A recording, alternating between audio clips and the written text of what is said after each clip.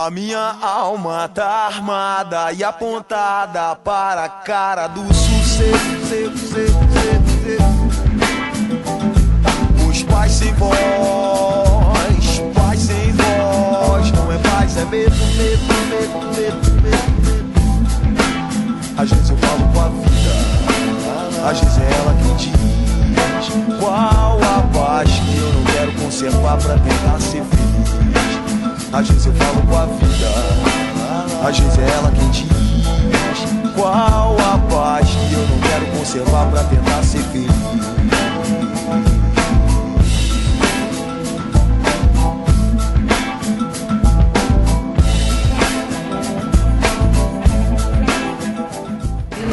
Sobre Albert Einstein, né? Ele vai falar sobre porque, na verdade, tudo que hoje a gente está falando em termos de partículas, em termos de ondas, de cordas, para chegar na tal da teoria M, que não é o que nós vamos falar hoje, e é o que a gente está falando sempre, a partir daquele seminário, né?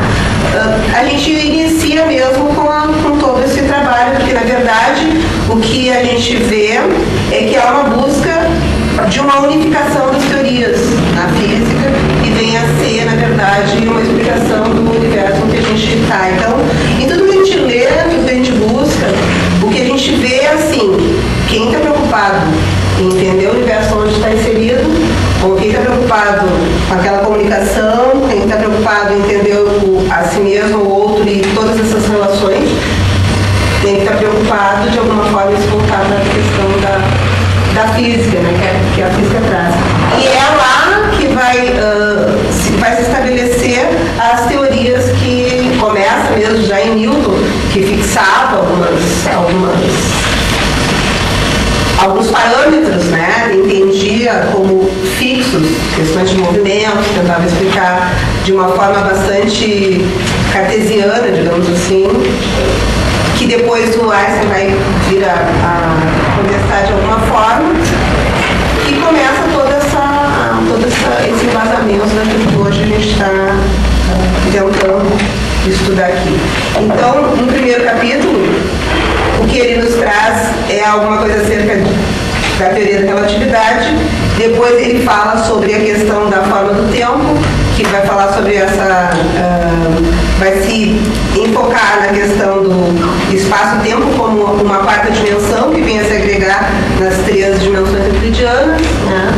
Ou nas três... Pode ser. Vamos imaginar o seguinte, nós estamos num mundo da atividade e a gente quer se encontrar. Então nós vamos marcar um endereço. Então, eu tenho que marcar uma extensão à frente ou atrás, à esquerda ou à direita, dei uma dimensão. A segunda dimensão que eu daria, no nosso caso aqui, é um prédio, mas se fosse um edifício, eu teria que dizer em qual andar a gente está. E independente disso, vocês poderiam chegar a qualquer hora. Eu tinha que dar mais uma dimensão. Portanto, uma terceira dimensão que é uma dimensão temporal, e dizer, olha, tal hora, estamos aqui, todos nós iremos nos encontrar. Isso que a lei lá atrás, na verdade, o que nós começamos a encontrar são novas dimensões, que conseguem promover esse encontro de modo mais eficaz. Se vocês voltarem no tempo mais um pouco ainda, vocês vão lembrar que o próprio marcar dos andares antes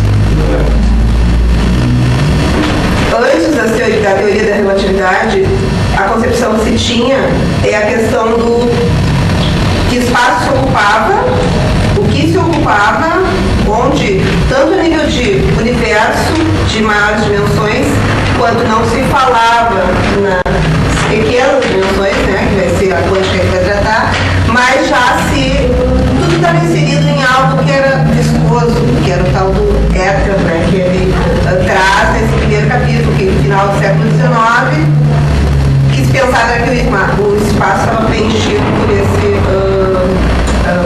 éter. Nessa dimensão, a gente ficava preso, restrito. E com a teoria da relatividade, isso vai começar a se explicar. Inclusive, teoria da relatividade específica, o Einstein veio trazer, é justamente a questão da luz, né, da natureza da luz, quando ele fala aquilo que nós já falamos aqui, inclusive, que é a questão de ser dual, né, quando ele apresenta a questão do quanto, que é quando ele trabalha a parte do efeito fotoelétrico. Na verdade, isso tem a ver com a teoria da relatividade, para a gente sistematizar melhor, específica.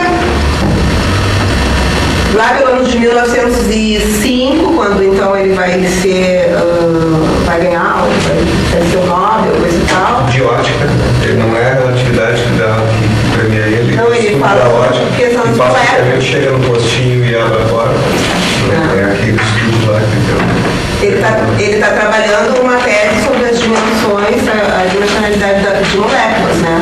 Por isso que ele vai falar, já entra na questão de ondas, porque está falando do movimento. Ele descobre quando ele projeta a luz numa placa metálica, a partícula se solta, há decaimento de partículas.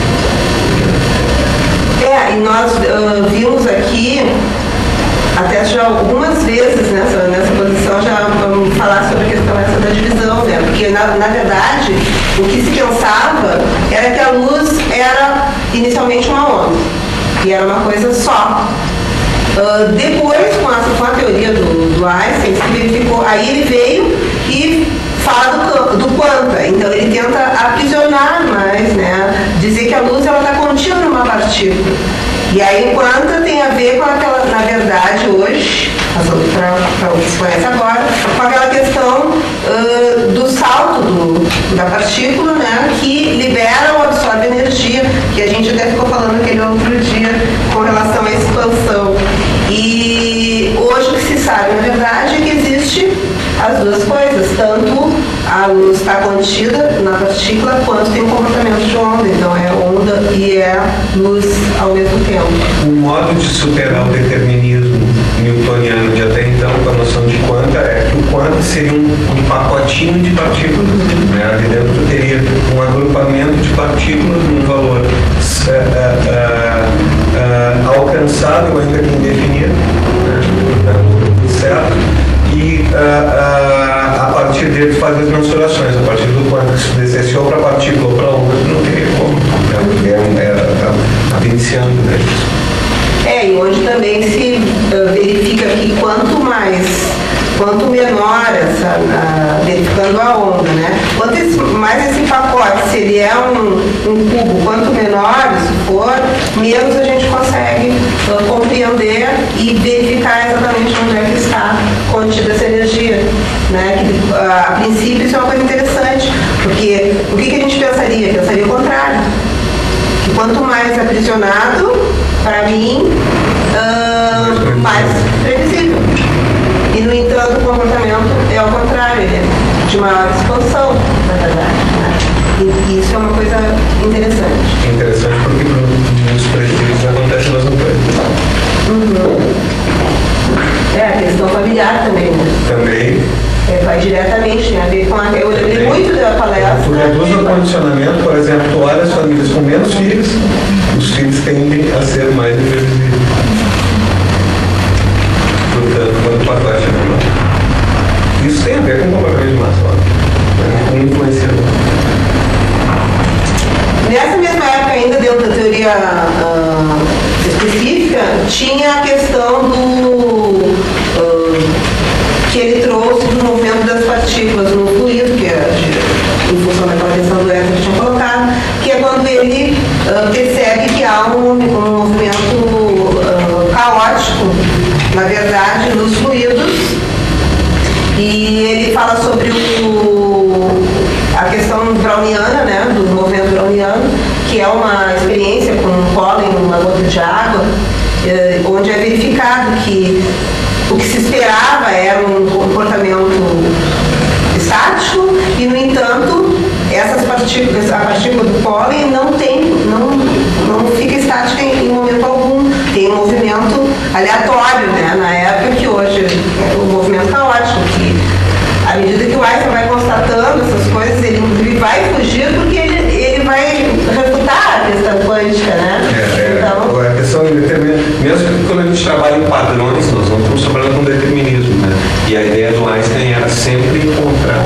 sinfonia por detrás das abelhas que vão já. É que o que dizem, na verdade, é aquilo. Ele tentou, como todos, responder aquilo que a época vinha pedindo, que a época dele vinha pedindo, né? Tanto que existia essa questão que até o próprio Hawking traz aqui, a carta dele, né, pro Roosevelt, que é falado nisso em 39, ele escreveu essa carta falando sobre a questão essa nuclear, a questão dos movimentos de partículas, aonde ele propõe o programa de pesquisa nuclear que vai desencadear muito provavelmente não, né? Que acaba sendo o projeto Manhattan. Que vai propostas do Einstein quando fala com relação tanto ao movimento, tanto a questão fotoelétrica, quanto a questão de ter visto o movimento caótico, com relação depois à relação direta que existe de proporcionalidade entre a massa e a energia que existe em determinado corpo que tem uma quantidade de matéria, né? Que nas pessoas, este questionamento, que nós não estamos nem perto do que a gente está hoje, trouxe o questionamento de perturbação, de implicação, de revisão de conceitos morais, né? Então ele coloca o espaço-tempo, na verdade, não é uma linha reta, seria isso uma explicação para a questão dos planetas, inclusive a questão gravitacional, que ele vai questionar, que vai ser quando ele vai entrar na teoria da relatividade geral, né? Que ele, na verdade, está questionando, e hoje é a questão da gravidade quântica, que é o porém, né, que leva a teoria, a tentativa de unificar as teorias para poder ter uma explicação para isso. Então a gente observa já aquele movimento que lembra do professor Jorge Aldi, né, que tem a ver com a computação gráfica, que é o movimento aquele de como é o nome do perdi agora, da rede, né? Então, o que ele faz é com que explica que existe, na verdade, a gravidade em função dessa outra dimensão. Que hoje, quando vai falar lá, quando nós entrarmos lá nas supercordas, teoria das cordas, e entrarmos na teoria M, na verdade, a gente já está trabalhando com dimensões, ou com 11 dimensões, né? Que é o 10 mais 1. Na questão em 1905 foram 4 os temas que ele trabalhou, né? Depois de que ele, na fase do seu doutorado. Então, no terceiro artigo que ele fez, que foi sobre a termodinâmica, a eletrodinâmica, ele leva em consideração 2 premissas, que são a questão de que todas as leis, a questão da relatividade, da possibilidade de ter uma questão estática absoluta de um corpo, vai trazer aquela questão por exemplo, do trem, né, em movimento. Se eu estou em movimento e tem alguém na estação, o trem tem movimento e está a estação, e esse é o exemplo que o Hawking dá, tem outros exemplos que a gente pode dar. Eu ia falando que eu lembrando do carro hoje. Na verdade, se pensava que existia um estar parado, um momento de inércia absoluto em relação aos outros corpos. E aí, então, ele já traz essa questão de que, na verdade, a estação está se movendo para o trem está se movendo para a estação, né? Então, isso é uma coisa que já veio a abalar a questão dos sistemas de inércia de referência na época. Depois, ele também trouxe a premissa da questão de que não há velocidade que pudesse superar a velocidade da luz, que vem lá contrariar questões do Newton, né?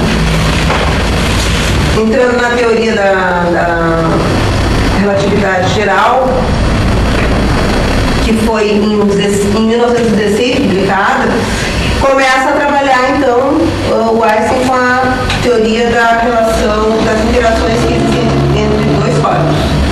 Essa questão da gravidade, que vai hoje descontar com a questão da gravidade quântica, que é o desejo de se encontrar uma unificação.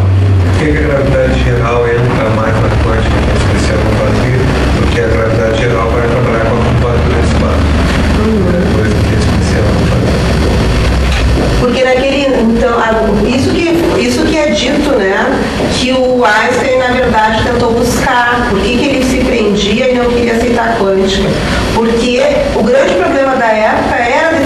tempo e espaço. Né? É isso que, naquele então, a definição de espaço era muito discutida, porque se queria ter essa certeza, né, de espaço e tempo. O tempo era invariável, né?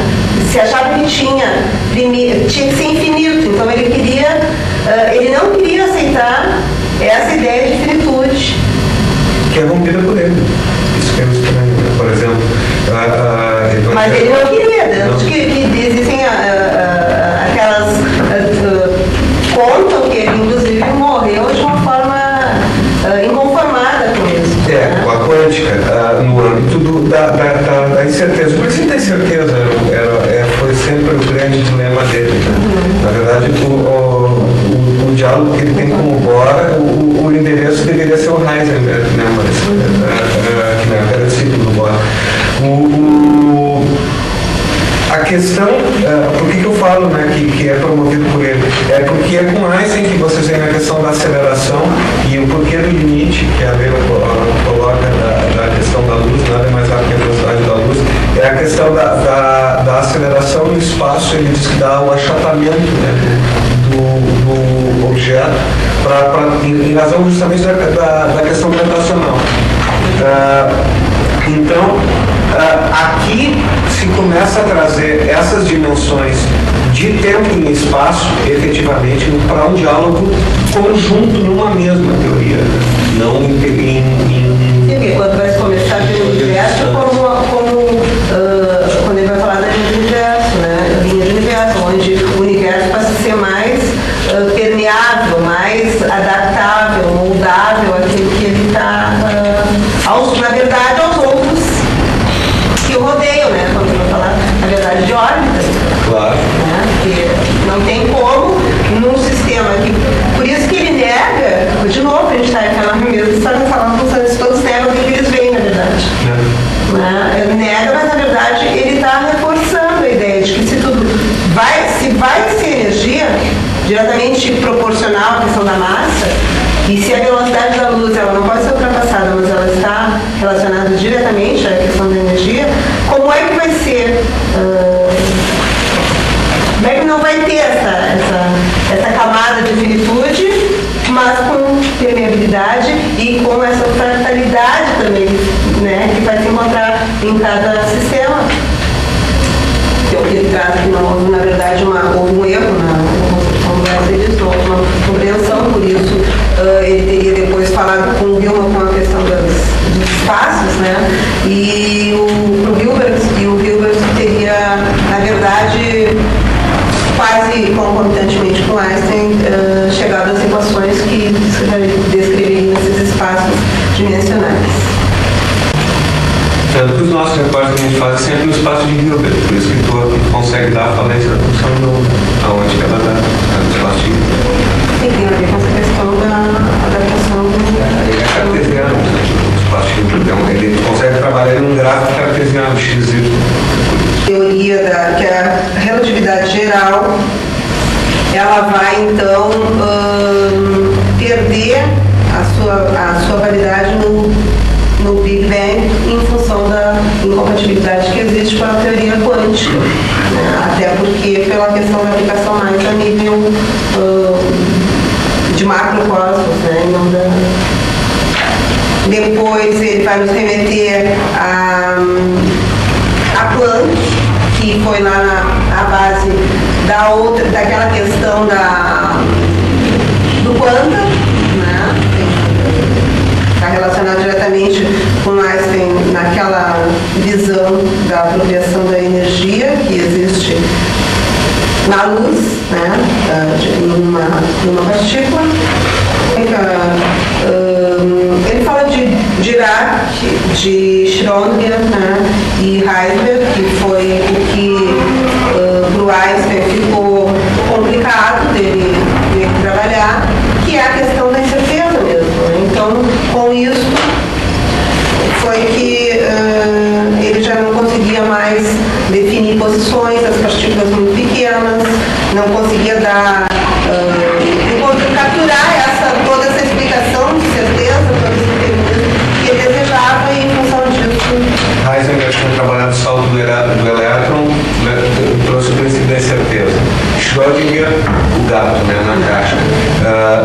num mecânica quântica, no outro álgebra quântica, e Dirac conseguiu trazer a síntese, né, das duas posições.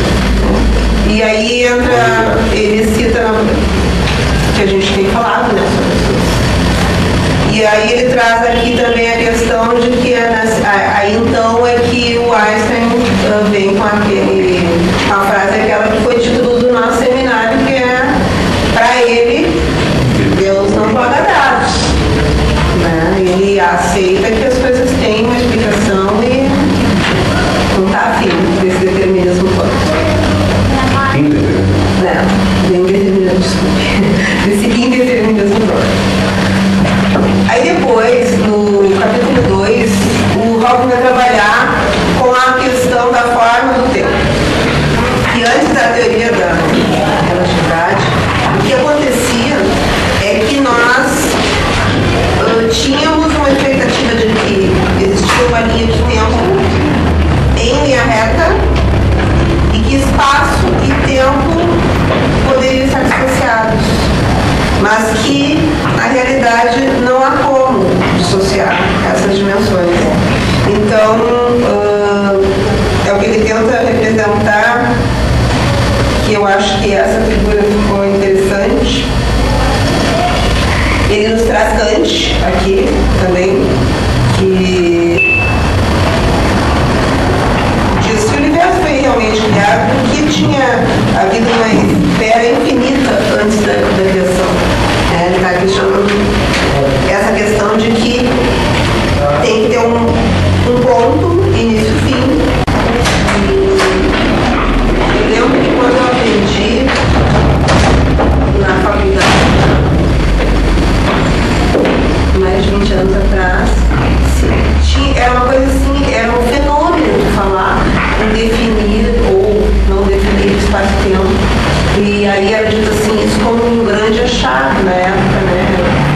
Isso eu marquei bastante. Bem visto, o professor disse que entre isto e isto é o tempo. Essa era a definição do tempo. O que se passa entre eles. E isso foi uma coisa que ficou assim na época, era o supra-sumo, chocava, né, a gente, mas era bem isso. Espaço e tempo são elementos que em física não tem definição, e o que é o tempo é o que decorre entre dois camadas de tempo. Só, enquanto que hoje a gente é uma coisa fundamental para retomar certas discussões como o tempo do tempo. Né? Por exemplo, além do espaço líquido do Walter, tem um tempo líquido. E a relação espaço-tempo é textual, né? Isso que ele coloca. Realmente é textual, não é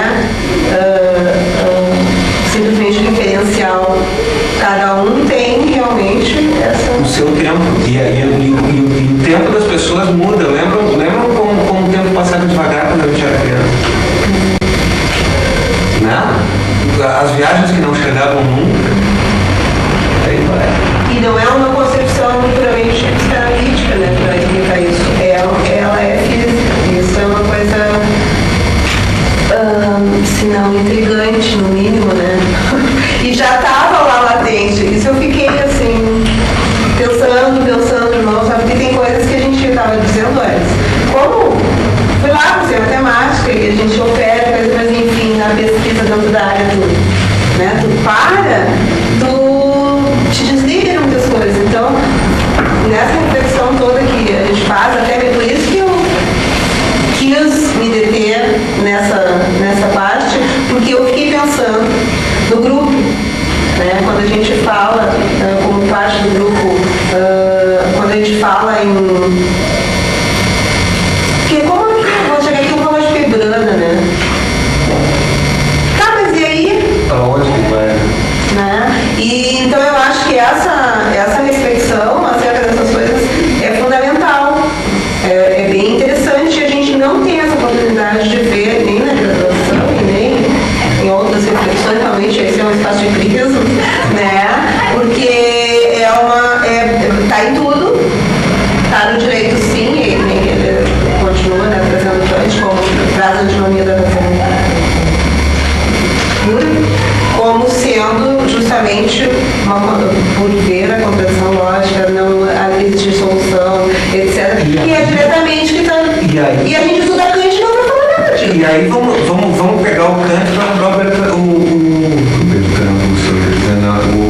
Edmund Husserl, que está na base da intervenção do Ivan, na fenomenologia, quando Husserl diz, a grande frase da fenomenologia: nós temos que voltar às coisas nelas mesmas. Por quê? Porque a partir da noção kantiana, vou relembrar aqui sobre o Baudrillard. O que é o Baudrillard? Ela é a grande criação do Baudrillard do semiótico. A noção de simular. A gente vive no mapa ou no território? E quando o mapa é do tamanho do território, onde é que a gente está? A gente está em cima do mapa ou em cima do território? Por que isso? Porque se o direito é simulacro, portanto, Matrix, como que passa o tempo no direito? Como passa o tempo no mapa e como passa o tempo no território? Porque eu penso o direito no mapa para aplicar no território. Aonde está o simulacro? Porque tu vive numa esfera de simulacro. Por exemplo, a dimensão do espaço de Hilbert, por exemplo, é uma dimensão de simulacro.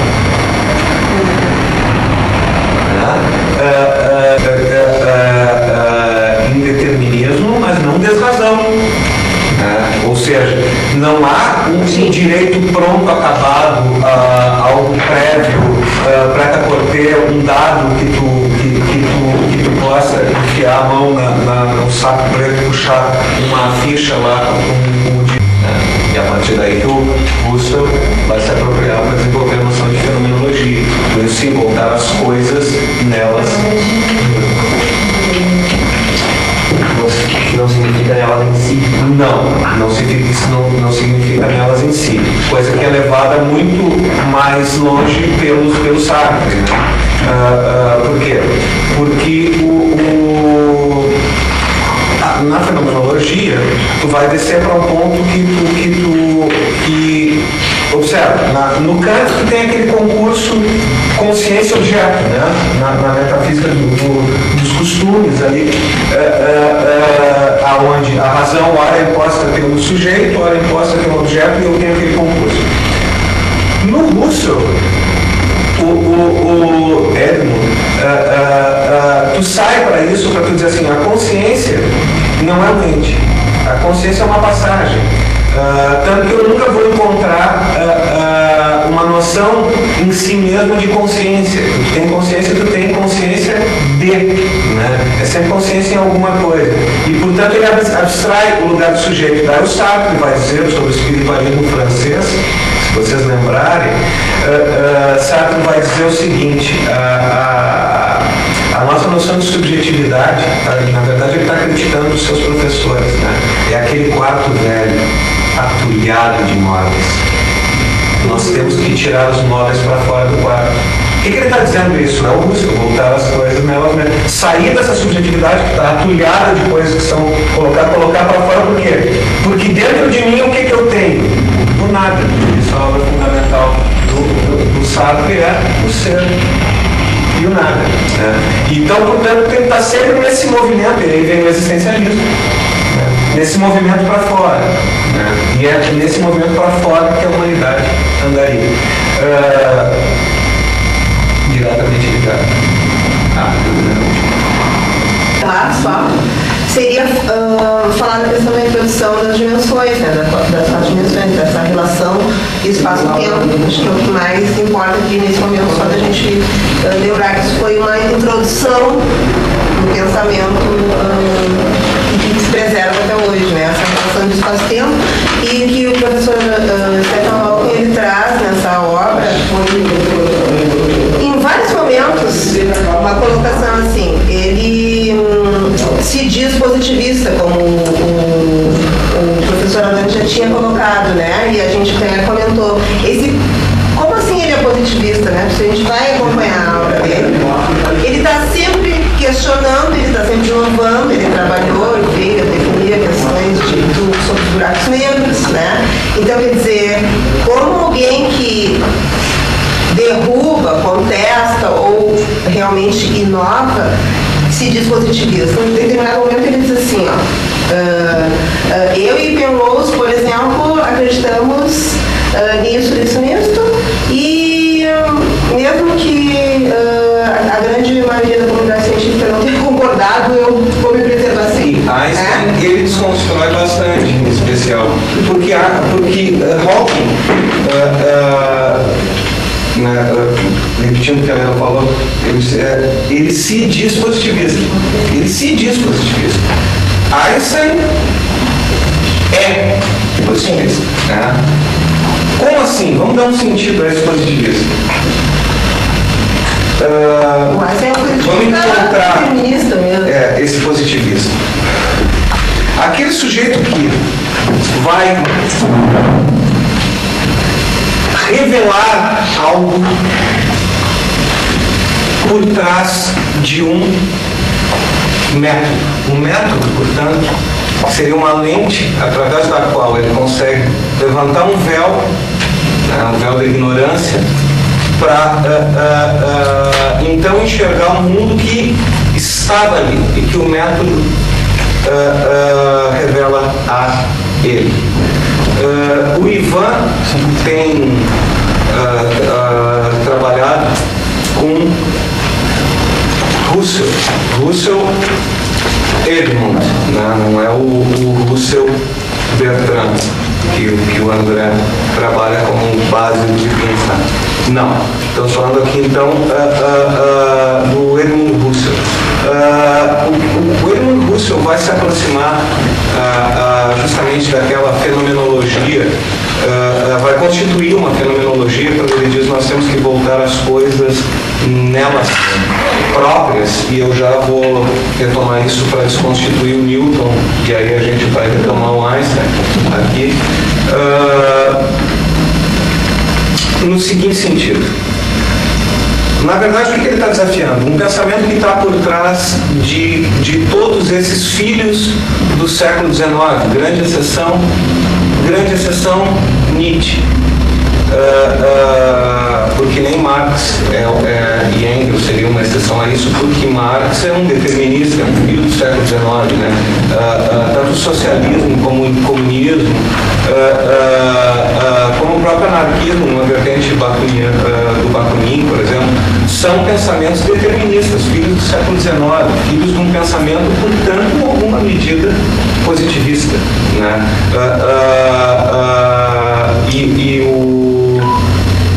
E portanto, eu usaria dizer assim, a grande ruptura que a gente vai ter aqui, e todos vocês têm trabalhado com isso já o grupo há alguns anos vem trabalhando com isso a partir de quem? Nietzsche, né? Justamente. O que o Husserl vai nos trazer aqui de importante? A noção de intencionalidade. Quando o sujeito se aproxima de algo, ele se aproxima com uma dada intencionalidade. E essa intencionalidade vai influenciar a constituição daquele objeto. E, portanto, daí dizer, Husserl, nós devemos voltar às coisas nelas próprias. Enfim. Por óbvio que é algo que constitui a base desse olhar sobre o sujeito, e isso já é demonstrado por Freud. E nesse ponto a gente tem que superar o Sartre e abraçar Foucault, né, para observar que também há o sujeito, aquele sujeito que é constituído num núcleo social e que, portanto, não é só sujeito, ele é sujeitado, né? Ele não constitui mais, às vezes ele passa a ser constituído. E um olhar meramente sartriano, às vezes parece ignorar Hegel, que estava nas barbas de Sartre, se pulverizando ali como qualquer colônia francesa que nós nos debruçássemos nesse período. Bem, portanto, aonde isso consegue tocar? Em Einstein, que vai estar desenvolvendo em 1903, para ser mais preciso, esse pensamento que a Leila está nos apresentando. Em primeiro lugar, essa quarta dimensionalidade, né? Eu não tenho mais simplesmente esquerda, direita, frente, atrás, para cima e para frente. Eu tenho uma quarta dimensão que a Leila acabou de desenhar para vocês, que é o tempo. Isso não havia até então. Então, imagina, resgatando aqui o nosso encontro passado, quando eu falei de nós marcarmos um encontro. Tem como, se eu não tenho 4 dimensões, eu posso até dizer, olha, rua tal, situei vocês no sentido da profundidade. Número tal. No esquerda, direita, então, também situo vocês. Apartamento, conjunto, andar tal, situo vocês num espaço agora vertical. Mas que horas? Que horas nós vamos chegar lá? Então, é uma 4ª dimensão que se projeta aqui para dentro temporal. A gente viu que isso vai crescer para 11 quando a gente passa a trabalhar com quadras. Mas porque são 13 para 7. Exatamente, e as quadras já começam a partir de 5, né? Depois tu vai para 9 espaciais e mais uma temporal, fecha 10, daí quando entra a supergravidade ainda, né? Que entra nos anos 90, daí ainda entra uma 11ª. E isso vai ser fundamental para a gente ver o quê? Porque o desenho do discurso jurídico como uma das múltiplas possibilidades do real. Isso é a base da teoria da história. E o direito é um discurso sobre uma das múltiplas possibilidades do real. Bem, inclusive por isso que ele traz a Rubel, né? Exatamente. Por causa das situações, embora tenha ficado perdido em algum momento, porque outras teorias. Na verdade, voltava para Newton, né? Que ele diz termina voltando para Newton, mas na verdade a experiência dele que comprovou, e foi Nobel, inclusive por isso, é justamente isso, né? Que as trajetórias são muitas, são inúmeras, são as tais possibilidades. São as possibilidades, e aí está na base da quântica, que é o recorte do observador, que observa que a gente voltou para o busco. O recorte do observador. E voltamos para Sartre, e aí tu consegue dialogar com Heidegger na quântica, né? E portanto tu traz Gadamer, trazer todo o núcleo de interpretação e as bases caóticas, né? Que a gente trabalha com atratores, enfim. Bom, mas vamos voltar para cá, vamos tentar compreender isso. Bem, até então o que eu tinha? Eu tinha um tempo, espaço absoluto, que é fruto do quê? Fruto da geometria euclidiana. Isso está na base do pensamento do Newton, que constitui o quê? Toda a base do movimento iluminista. Por isso que o pensamento até então é sempre positivista, está na base do determinismo, né?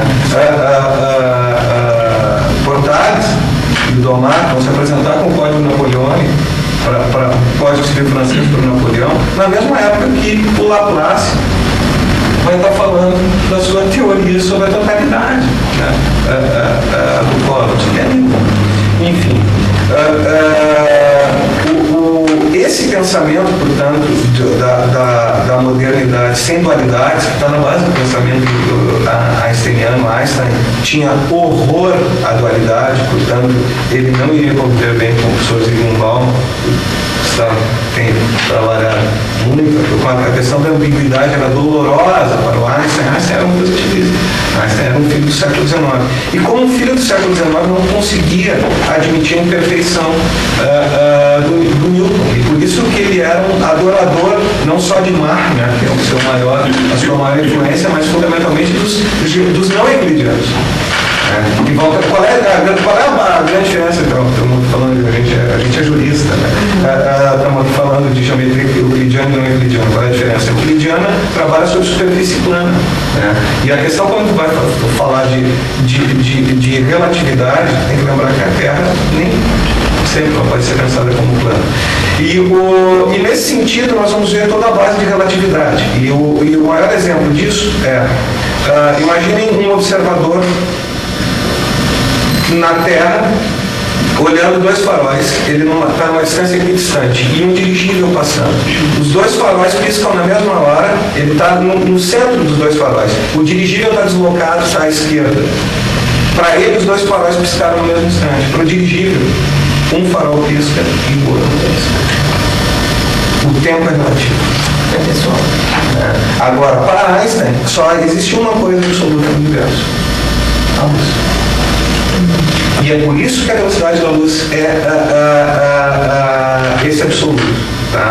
Bom, então aqui a gente vê a questão do tempo relativo. Então, por que do espaço relativo?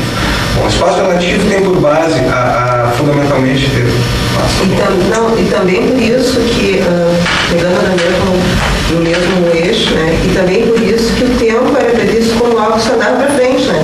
Que eu estou trazendo pela pesquisa do professor Stephen Hawking, né? Que ele está sempre questionando, em questão de tempo, a finitude. Para ele, tem a história do Big Bang, né? E por que o tempo só anda para frente? Porque justamente a física e a química, enfim, não trabalham com aquela noção que é introduzida somente no final do século XX por quem? Pelo Ilya Prigogine. Foi objeto de um intenso estudo nosso quando? Que ano foi? 2006. Prigogine foi 2006. Com a flecha do tempo. Né? A gente trabalhou tudo isso, principalmente a nível de processo. 2005? 2005. Acho que foi final de 2005. Nós debruçamos assim tão longamente sobre a obra sobre Prigogine por isso, a questão de flecha do tempo. Numa equação newtoniana, o tempo todo volta atrás. E na vida, o tempo não volta atrás. Aquela questão também que a gente trabalha nas cordas, projetada para o direito, a questão do acesso epistemológico e o acesso epistêmico, o acesso ao passado e o acesso ao futuro. Lembrando que eu sempre tenho uma função de onda na perspectiva nova paradigmática que a gente trabalha. Por exemplo, quando eu projeto a sentença, eu tenho uma função de onda projetada que vem do futuro. O juiz se debruça e diz assim, tá, se eu decidir assim, o que acontece no caso concreto? De onde está vindo essa função de onda? Não é do passado, como vem aquela, quando ele levanta assim, o que a jurisprudência diz sobre a matéria? Ele está recolhendo uma função de onda do passado. Mas quando ele se debruça e diz assim, tá, se eu decidir assim, pode acontecer isso, a fixação de alimentos para esse menor, o que vai prover? Ele está colhendo uma função de onda do futuro. Bem como, ao se debruçar sobre o passado também, está refletindo toda uma questão social, né? Que é justamente essa questão da complexidade que a gente vem abordando. E que está envolvida sempre na base do núcleo daquele sujeito. Por isso que também, de novo, eu projeto a condição de relatividade. Sem o recorte de um observador determinado, eu não tenho um olhar determinado. Ainda nesse viés, para aproveitar a colocação, tem aquela experiência que ele nos traz, a situação que o professor nos traz, que é com relação quando o Einstein percebe a questão da aceleração e questão gravidade gravitacional, né? Aonde o exemplo, eu estou tentando lembrar qual é exatamente o ponto que ele falou. O exemplo que ele dá é quando ele coloca as pessoas, quando a maçã que cai, né? A maçã que cairia lá na cabeça do Newton, que ele fala, então, que o Einstein aprendeu, né? Percebeu determinada questão, que havia uma relação nessa questão de aceleração, né, com a gravidade. Sim, porque tanto a maçã ao cair poderia ser caído pela força gravitacional, como poderia ser pela aceleração desse observador que estava embaixo, que estivesse acelerando para cima. E ao mesmo tempo ele também nos coloca uma outra situação que tem uma figura, não vou encontrar agora aqui, mas que tem uma figura bem interessante, que quando ele coloca a gente no planeta. O espaço por tempo. A verdade, o sentido é esse. O espaço por tempo. Se eu projeto qualquer objeto na velocidade da luz, se a gente conseguisse ver o que diz o Einstein, eu vejo ele se achatando. Isso é porque se eu faço a nossa grelha, aquela do espaço de Hilbert, vocês estão acostumados a trabalhar, o bem vai fazer o objeto vai dobrar justamente esse espaço temporal para poder ele caber o seu núcleo espacial ali dentro. Pois bem,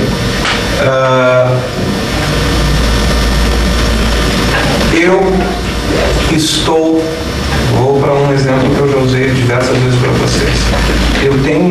Eu estou passando na frente do Instituto do Coração, em São Paulo, e tem um infarto. Eu estou no meio da ilha de Marajó, no Pará, e tenho um infarto. Eu tenho acesso à medicina de que tempo em cada um desses espaços, no mesmo tempo. Eu tenho acesso à jurisdição de que tempo nesses espaços, no mesmo tempo.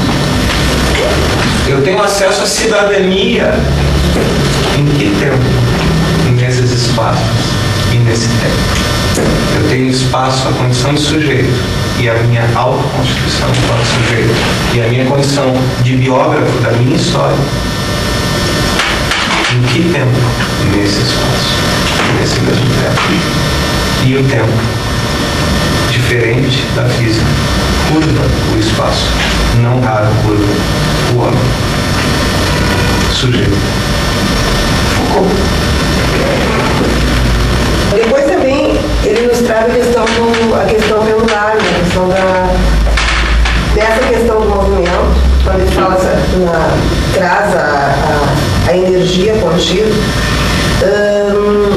com relação ao estado, o momento do estado fundamental do movimento. Então, no movimento do pêndulo, ele nos coloca aquilo que aparentemente a gente pensava que seria um momento de repouso, e que esse momento, na verdade, não é um momento de repouso. Na verdade, a energia, o movimento, ele é integrado, ele é uma coisa só. Então, não existe, na verdade, um momento onde a energia ela não esteja presente, onde ocorra o vazio. Aí, naquela hora que eu estava falando antes do vazio. E a questão da lacuna é a ausência de valores. Eu fiquei aqui pensando se tinha relação com esse tipo de que na verdade não é vazio aqui, porque é zero naquele momento. E aí observem que Einstein nega a quântica, né? E portanto ele nega o princípio de Heisenberg. Por Heisenberg, esse zero que o Einstein achou, às vezes é porque ele não consegue medir o spin. Sim. O zero é zero e o gato está vivo ou está morto? Sim, na verdade é que ele já está nessa busca de negar Heisenberg, Schrödinger. Eu não consegui dizer Schrödinger. Então, ele vai trabalhar um pouco aqui no livro a questão do estado fundamental, o estado menos energético que acontece. E ele nos fala com relação, vai nos falar da onda, né? Vai apresentar aqui quanto menor a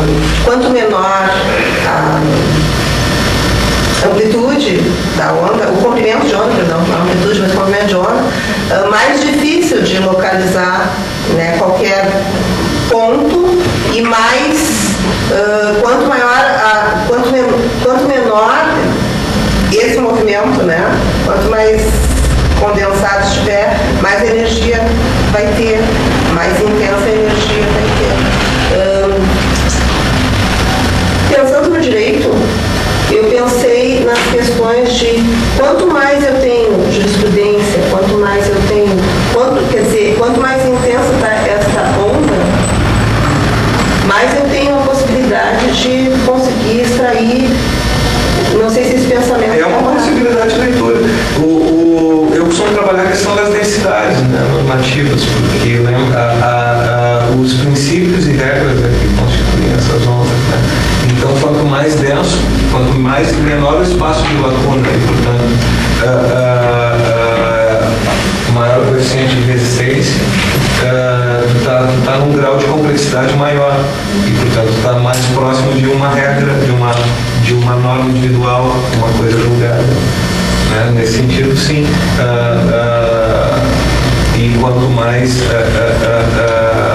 ampla a função de onda, mais o tempo, a conformação, porque a gente já tem um princípio mais abstrato, né?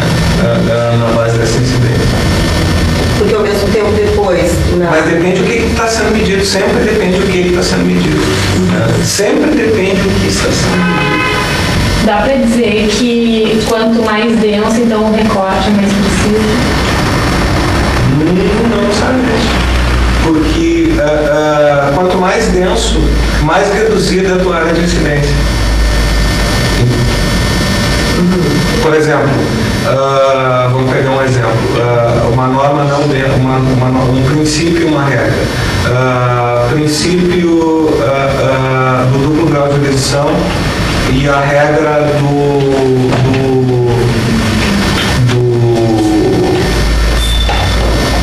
preparo imediato do agravo de instrumento. Quando que incide a regra que eu tenho que preparar o agravo de instrumento na hora da sua interposição? Só quando eu estou interpondo um agravo de instrumento. Mas e o princípio do grau de jurisdição? Mesmo quando eu nem litigando eu estou informado pelo princípio do duplo grau de jurisdição. Ele é muito mais abstrato que a regra, porém ele está muito mais presente, na mesma medida em que não está mais presente. Olha o holograma de cidade do EDA, trabalho de primeira complexidade. Depende do fractal do trabalho. Depois ele traz que, com relação à década de 70, ele trouxe um novo, eu falei na palavra dos 15 aqui, que ele tinha falado, traz um novo tipo de simetria que proporciona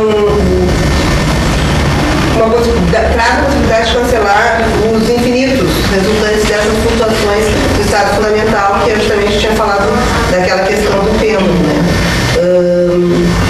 E a partir disso, ele vai trabalhar, porque aqui ele está se encaminhando para falar da supergravidade, né? Então, ele fala das dimensões de Grassmann, que... Isso já não é Einstein.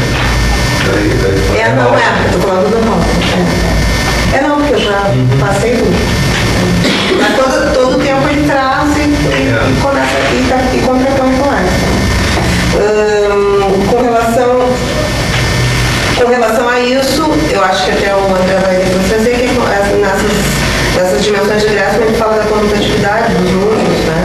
E depois da anticomutatividade, então, onde que normalmente a gente aprende que x vezes y é y vezes x, para essa dimensão. Eu só estou colocando esse aspecto porque eu acho que quando a gente começa a pensar em outras dimensões, uma coisa que eu te coloquei no final da semana retrasada, eu acho fácil de entender, mas eu acho que não é tão fácil a gente projetar outras dimensões, né? Não sei se eu me engano, mas já uma quarta dimensão é isso com o que a gente convive, mas quando a gente começa a superpor, acho que fica complicado.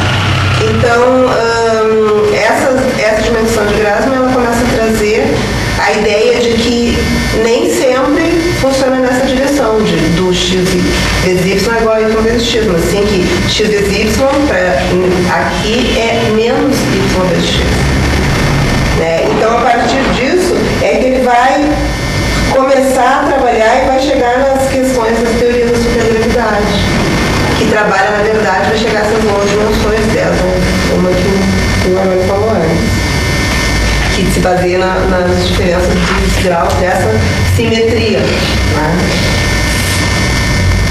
Depois, com relação a... Aqui tem... Só para... Eu vou citar, porque o Armando tem trazido sempre, a questão das partículas, quando colidem, né? Então, eu vou mostrar que como ele tem uma ilustração, eu achei bem interessante da gente ver, né? Que ele traz a função justamente que ocorre no movimento quando as partículas se chocam, né? E aqui ele mostra, se duas partículas se chocam, que aparentemente elas se chocariam e também traz isso dessa forma.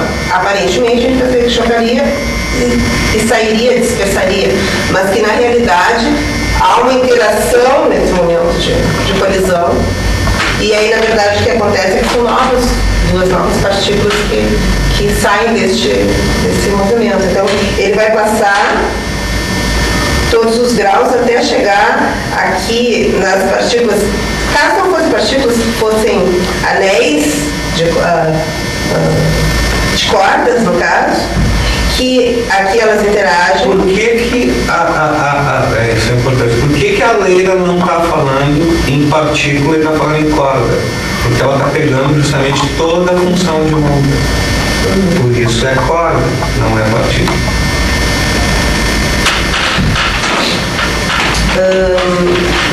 Porque na verdade isso aqui, essa ideia do choque das partículas que vai nos dar a ideia da onda, né?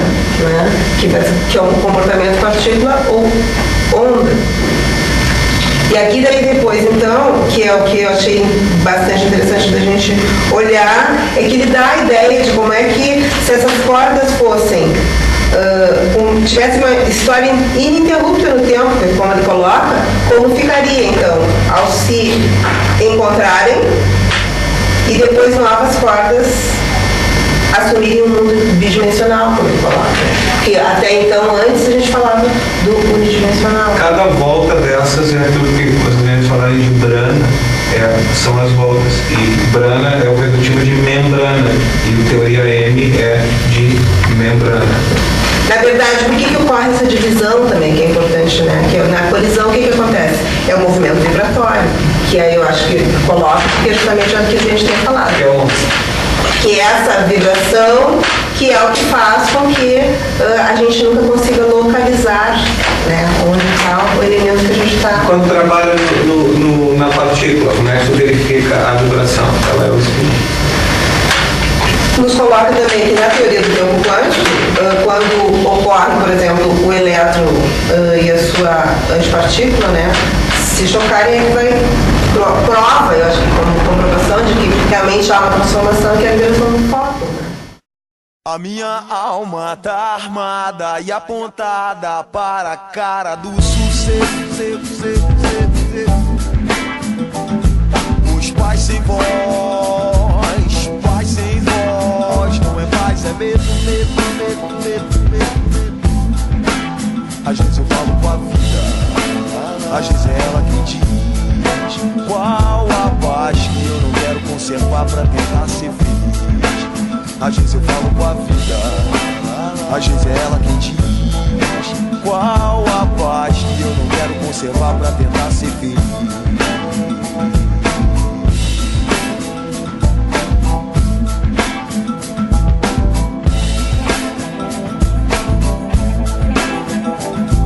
A minha alma tá armada e apontada para a cara do sucesso.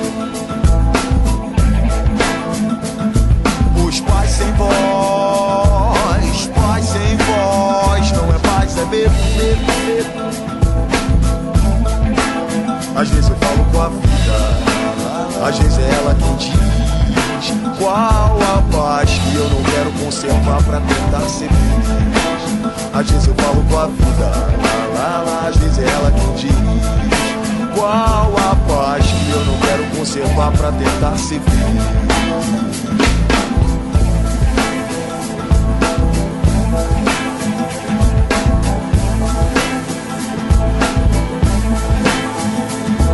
As grades do condomínio são pra trazer proteção, mas também trazem a dúvida se é você que tá nessa prisão. Me abrace e me dê um beijo, faça um filho comigo, mas não me deixe sentar na poltrona no dia de domingo, procurando novas drogas de aluguel nesse vídeo coagido. É pela paz que eu não quero seguir admitindo.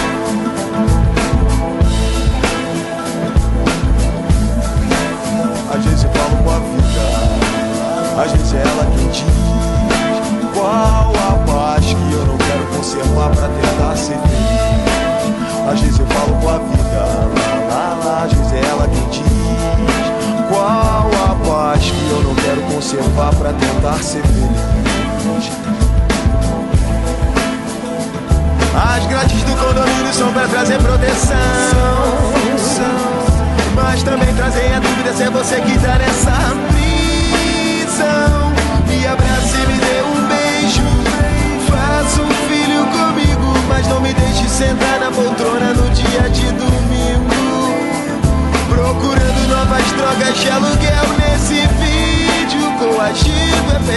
paz que eu não quero seguir admitindo. Procurando novas drogas de aluguel nesse vídeo coagido. É velha paz que eu não quero seguir admitindo. Me abraça e me dê um beijo, faça um filho comigo, mas não me deixe sentar na poltrona no dia de domingo. Procurando novas drogas de aluguel nesse vídeo coagido. É bela paz que eu não quero seguir admitindo. Procurando novas drogas de aluguel nesse vídeo coagido. É bela paz que eu não quero seguir admitindo. É bela paz que eu não quero seguir. É bela paz que eu não quero seguir. É bela paz que eu não quero seguir admitindo. É bela paz que eu não quero seguir.